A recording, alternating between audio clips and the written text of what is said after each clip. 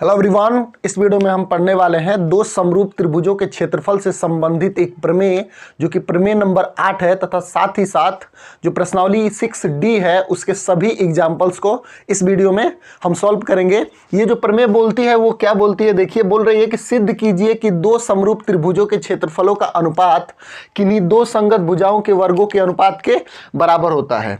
तो इस वीडियो में हम इस प्रमेय को सिद्ध करेंगे, तो बने रहिए हमारे साथ। यस, मेरा नाम है लक्ष्मी नारायण यादव और स्वागत है आप सभी का आपके अपने स्कूल में।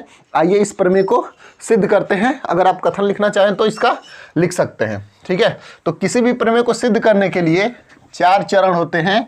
उसमें से जो पहला चरण होता है, जो कुछ भी दिया रहता है उसको हम लिखते हैं, है ना। तो चलिए इसको सिद्ध करते हैं। सबसे पहले लिखेंगे हम दिया है। क्या दिया हुआ है? दिया है कि जो दो त्रिभुज हैं, ठीक ना, दो समरूप त्रिभुज हैं। तो मान लीजिए कि जो पहला त्रिभुज है वो ABC है और दूसरा त्रिभुज जो है वो PQR है ना। तो त्रिभुज ABC जो है वो त्रिभुज PQR के समरूप है। यहाँ पे हम एक फिगर बना देते हैं। देखिए यहाँ पे ये त्रिभुज मान लीजिए ये रहा एक त्रिभुज और दूसरा त्रिभुज ये रहा, ठीक है। ये PQR, ये ABC है ना, ठीक। तो ये ABC है और दूसरा PQR है, ठीक। ये दोनों त्रिभुज जो हैं एक दूसरे के समरूप है। सिद्ध क्या करना है? सिद्ध करना है कि इन दोनों त्रिभुजों के क्षेत्रफलों का अनुपात जो है संगत भुजाओं के वर्ग के अनुपात के बराबर होगा, है ना। यानी क्या सिद्ध करना है? त्रिभुज ABC का क्षेत्रफल बट्टे में त्रिभुज PQR का क्षेत्रफल बराबर क्या? देखिए, त्रिभुज ABC का और त्रिभुज PQR के क्षेत्रफल का जो अनुपात होगा इनकी संगत भुजाओं के वर्गों के अनुपात के बराबर होगा, है ना। तो AB की संगत भुजा क्या है? PQ है। तो AB बट्टे PQ इनके वर्गों का अनुपात बराबर होगा, बराबर।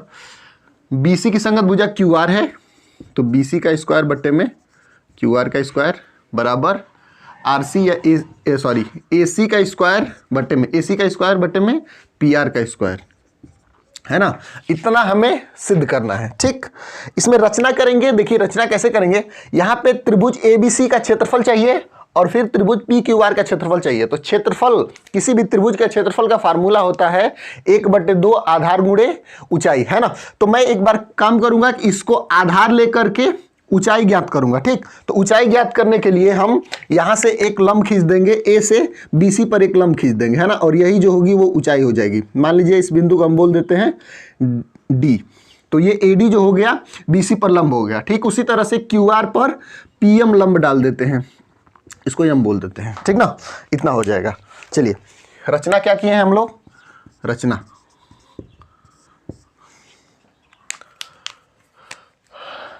में लिखेंगे AD लंब। रचना में हम लोग लिखेंगे त्रिभुज ABC में AD लंब BC तथा त्रिभुज PQR में PM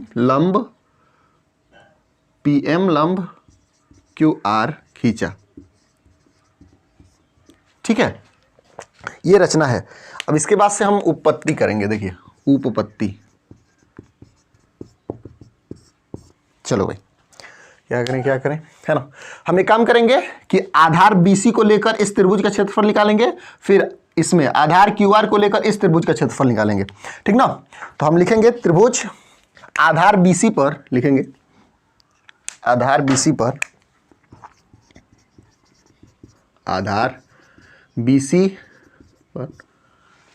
त्रिभुज आधार BC पर छोड़ो, ठीक है। लिखेंगे त्रिभुज ABC का क्षेत्रफल, त्रिभुज ABC का क्षेत्रफल क्या होगा? देखिए अगर मैं BC को आधार मानूं, किसको मानूंगा आधार? BC को आधार मानूंगा तो ये जो होगा AD जो होगा वो लंब हो जाएगा, है ना। तो त्रिभुज का क्षेत्रफल होता है 1/2 आधार BC बोले हैं, BC, और जो ऊंचाई होती है वो क्या हो गई यहाँ पे AD, है ना। ये इतना हो गया। त्रिभुज ABC का क्षेत्रफल, किसी भी त्रिभुज का क्षेत्रफल निकालने के लिए संकेत है त्रिभुज ABC, है ना। AR त्रिभुज ABC, या फिर बोल दिया जा रहा है त्रिभुज ABC ऐसे करके, है ना। इसका मतलब होता है कि त्रिभुज ABC का क्षेत्रफल निकाल रहे हैं, ठीक है। ऊपर से ऐसे कर दिया जाएगा चाप की तरह का, ठीक है। तो ये या फिर ये इस तरह का अगर कहीं पर भी लिखा रहेगा तो हम पढ़ लेंगे उसको कि ये जो है वो उस त्रिभुज का क्षेत्रफल दिखा रहा है, ठीक है। तो अब से हम इसी तरह से लिखेंगे, या फिर इस तरह से, या फिर इस तरह से, किसी एक तरह से लिखेंगे। तो ये त्रिभुज ABC का क्षेत्रफल जो है 1/2 BC गुणे AD हो गया, ठीक ना। ये इतना हो गया। फिर त्रिभुज PQR का क्षेत्रफल ये कितना होगा, ये होगा 1/2 आधार QR है गुणे आधार QR है, और जो ऊंचाई होगी वो कितनी होगी, PM होगी, है ना। अब हमें दोनों का अनुपात चाहिए भाई, त्रिभुज ABC का और त्रिभुज PQR का अनुपात चाहिए। तो अनुपात के लिए हम क्या करेंगे, अनुपात दोनों को भाग दीजिए आपस में। इसे समीकरण नंबर 1 बोल दीजिए, इसे समीकरण नंबर 2। तो समीकरण 1/2, समीकरण 1/2, ठीक। तो जिस समीकरण 1 में 2 से भाग देंगे तो ये क्या मिलेगा, त्रिभुज ABC का क्षेत्रफल, ABC का क्षेत्रफल बट्टे में त्रिभुज PQR का क्षेत्रफल बराबर, देखिए 1/2 BC गुणे AD बट्टे में पूरे के बट्टे में 1/2 QR गुणे PM, है ना। 1/2 से 1/2 कैंसल आउट हो गया, ठीक। क्या बचा, ये बचा BC गुणे AD, BC गुणे AD बट्टे में QR गुणे PM, इतना बचा ना, ठीक है। अब देखिए ध्यान से, अगर ये त्रिभुज ABC जो है PQR के समरूप है, ABC त्रिभुज जो है वो PQR के समरूप है, तो ध्यान से देखिए इससे क्या निष्कर्ष निकल सकता है, ठीक ना। इससे क्या निष्कर्ष निकलेगा वो मैं बता रहा हूं, देखिए ध्यान से। इससे निष्कर्ष निकलता है कि इनकी संगत भुजाओं का अनुपात जो है वो बराबर होता है। तो इसे ऐसे भी कह सकते हैं कि AB/PQ बराबर BC/QR बराबर AC बट्टे में PR, है ना। ये इतना दिया रहता है, मतलब अगर दो त्रिभुज समरूप होंगे तो उनके संगत कोण बराबर होते हैं तथा संगत भुजाओं का अनुपात बराबर होता है ना। वही चीज यहाँ पे है। यहाँ पे देखिए BC/QR है, BC/QR है ना।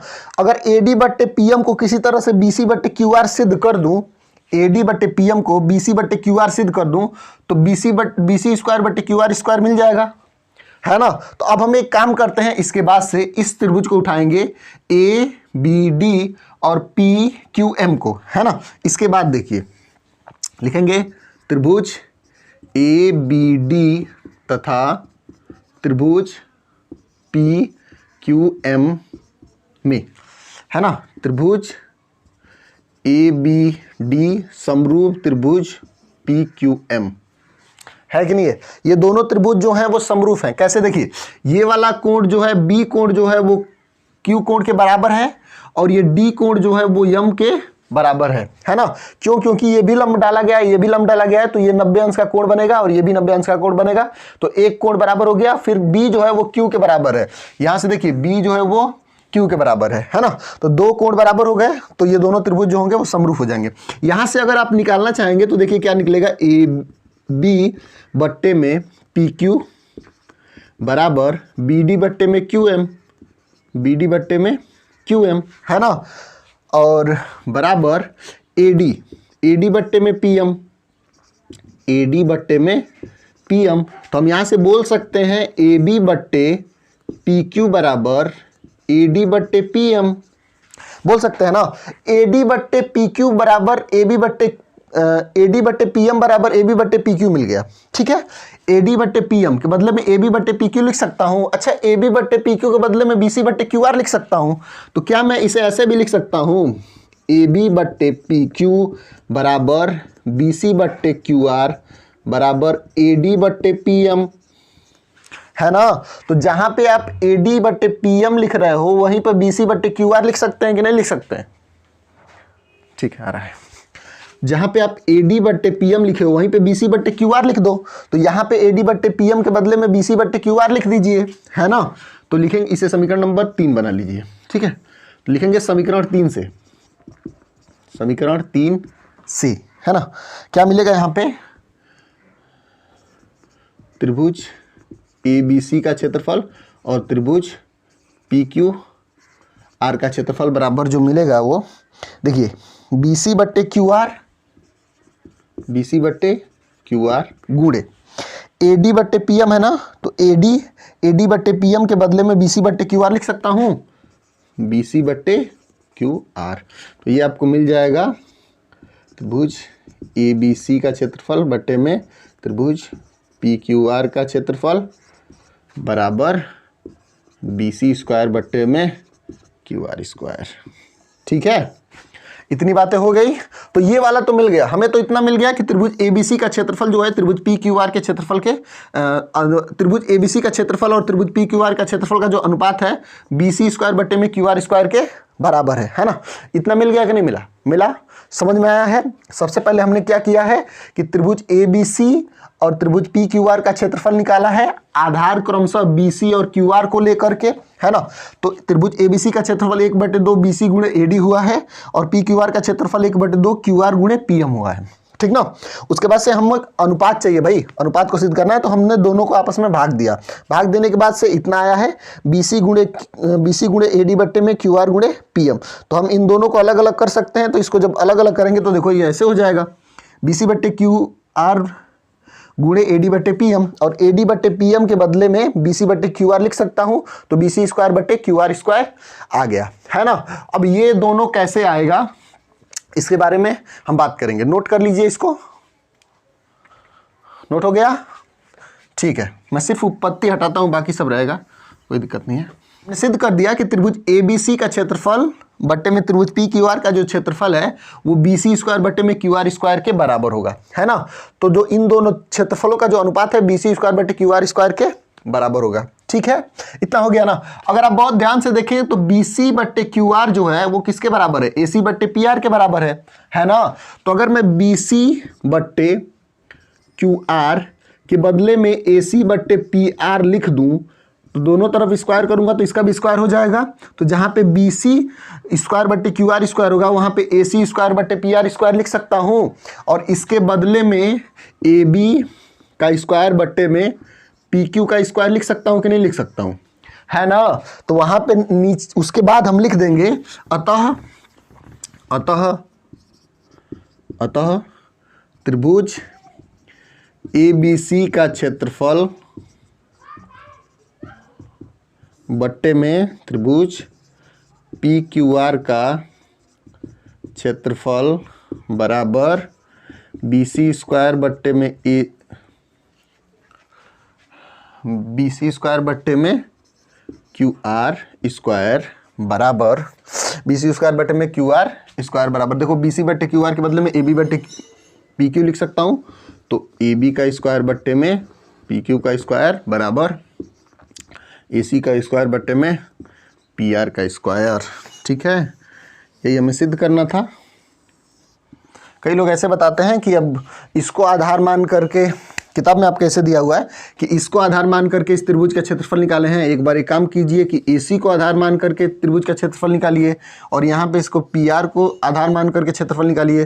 तो PR अगर आप AC को आधार मानते हैं तो AC पर लंब खींचना पड़ेगा B बिंदु से, तो ये आपका हो जाएगा 90 अंश, ये भी हो जाएगा आपका 90 अंश, है ना। तो यहाँ पे आपका क्या होगा, यहाँ पे भी आप ऐसे भी सिद्ध कर सकते हैं। यहाँ पे मैंने देखा इसका उपयोग करके यहाँ पे ला सकते हैं, ठीक है। समझ में आ गई बात? सिद्ध हो गया ना, है ना। अब देखिए एक बात करते हैं, इसके आगे क्या है वो बात देखते हैं। देखिए इसको मैं लेकर आता हूं, देखिए क्या करूं, मैं इसको लाता हूं AB बट्टे PQ बराबर BC बट्टे QR बराबर AC बट्टे PR, ठीक है। अच्छा, ये तीन, इन सब का जो अनुपात है, इन सब का अनुपात है ना, नोट करके लिखेंगे इसको, इंक डाल लेते हैं उसके बाद से।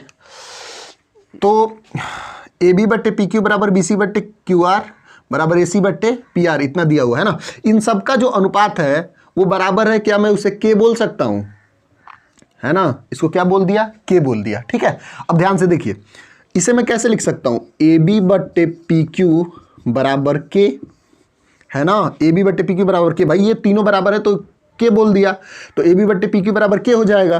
तो यहाँ से अगर मैं ए बी बराबर लिखूँ तो के इंटू पी क्यू लिखूँगा कि नहीं लिखूँगा। और यहाँ से अगर लिखूँगा बी सी बट्टे क्यू आर बराबर के, तो बी सी बराबर के इंटू क्यू आर, है कि नहीं है। उसी तरह से ए सी बट्टे पी आर बराबर के होगा, तो ए सी बराबर लिख सकता हूँ के इंटू पी आर, है ना। इसे समीकरण नंबर 1 बना लीजिए, इसे 2 बना लीजिए, इसे 3 बना लीजिए। एक काम करिए कि इन सबको जोड़िए, समीकरण 1, 2 और 3 को जोड़िए। उसी तरह से मन कर रहा है ये बता दूं, ठीक ना। इन तीनों को आपस में जोड़िए। अगर तीनों को आपस में जोड़ेंगे तो क्या मिलेगा, a b plus b c plus c a या ए सी बराबर a b plus b c plus a c. भाई बराबर के एक पक्ष वाला एक साथ जुड़ता है, दूसरे पक्ष वाला एक साथ जुड़ते हैं, ठीक ना। तो ये हो जाएगा के पी क्यू प्लस के क्यू आर प्लस के पी आर, है ना। सब में के कॉमन ले लेंगे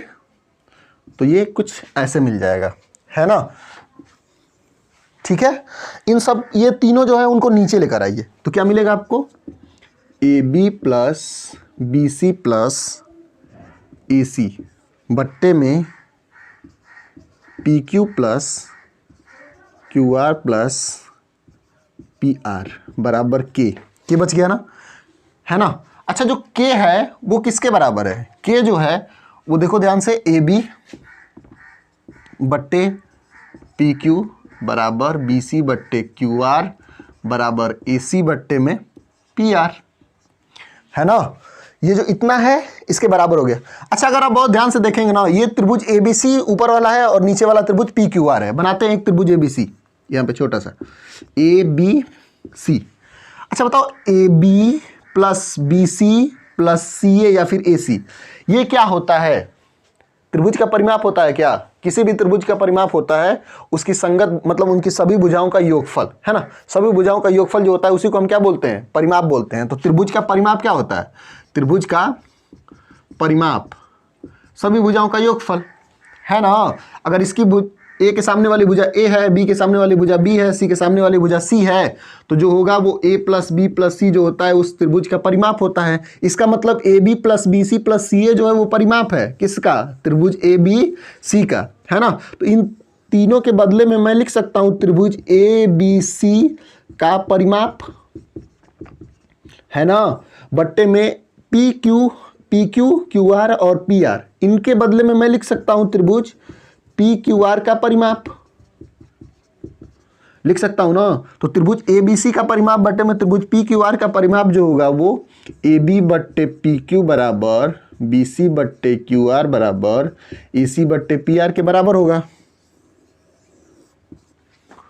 ना, है कि नहीं है। तो यहां से एक नया प्रमेय हमें देखने को मिल सकती है कि अगर दोनों त्रिभुज जो है अगर समरूप है ना, अगर दो त्रिभुज हैं वो दोनों समरूप हैं तो उनकी जो परिमाप होंगे, परिमाप का जो अनुपात होगा संगत भुजाओं के अनुपात के बराबर होगा, है ना।